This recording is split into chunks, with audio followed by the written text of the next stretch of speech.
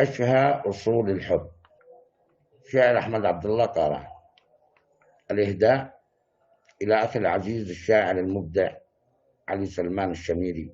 لأن الشيب مشنقة الشباب، يجيء الشعر أحلى في اغترابي، كأن مشاعر الكلمات تزهو بأعماق الجوى بالاكتئاب.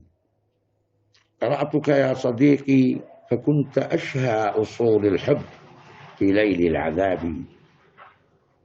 قرأتك يا صديقي فكنت أشهى أصول الحب في ليل العذاب، ومن منفى إلى منفى مضيت أفتش فيك عن حلو التصابي. فماذا لقيت في لا تسأليني وفي نفسي المضمخ بالعتاب؟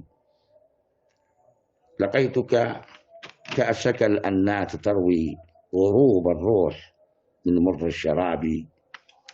فما أحلاك بالأوجاع تشدو أغاني الصحو كالحلم السراب، وما أضماك في أنفاس روحي سؤالا تاه في أفق الجواب.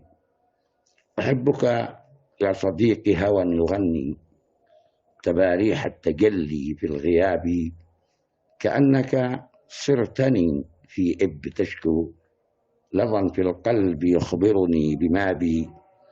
كأني أنت في ليل المنافي تطارحنا الهوى من كل باب، وقلبك يا صديقي بكل دمع بكى كالغيم أشواق التراب.